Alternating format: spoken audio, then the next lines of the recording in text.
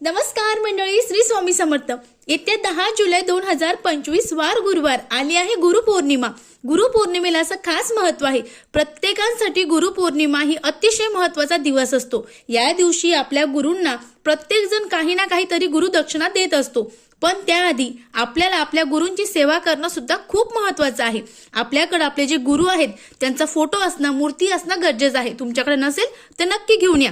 यासोबतच आपल्याकडे जर आपल्या गुरूंचा फोटो असेल तर त्यावर थोडंसं गुलाबजल टाका, फोटो स्वच्छ करा। त्यानंतर आपल्या फोटोला अष्टगंध लावायचा आहे, हिना अत्तर लावायचा आहे। यासोबत आपल्याकडे जर मूर्ती असेल तर मूर्तीला आपल्याला जो अभिषेक आहे तो अभिषेक करायचा आहे। पंचामृताने, दुधाने, पाण्याने अभिषेक करायचा आहे। त्यानंतर अभिषेक करताना आपल्याला पुरुष सूक्त आणि स्त्री सूक्त म्हणत अभिषेक पूर्ण करायचा आहे। त्यानंतर मूर्तीला ताम्हणातून काढायचं आहे, स्वच्छ पुसायचं आहे।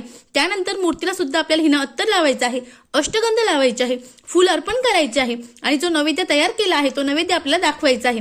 त्यानंतर आपल्याला आरती करायची आहे। असं आपल्याला जे 10:30च्या आत हे सर्व करून घ्यायचं आहे आणि 10:30 नंतर आपल्याला गुरुपद द्यायचं आहे। मग आता गुरुपद कसं द्यायचं त्याची संपूर्ण माहिती आपल्या चॅनलवर जो व्हिडिओ आला आहे तो बघायचा आहे। खाली जो त्रिकोण दिसतो त्याला टच करा आणि गुरुपद कसं द्यायचं याची संपूर्ण माहिती मिळवा। श्री स्वामी समर्थ। धन्यवाद।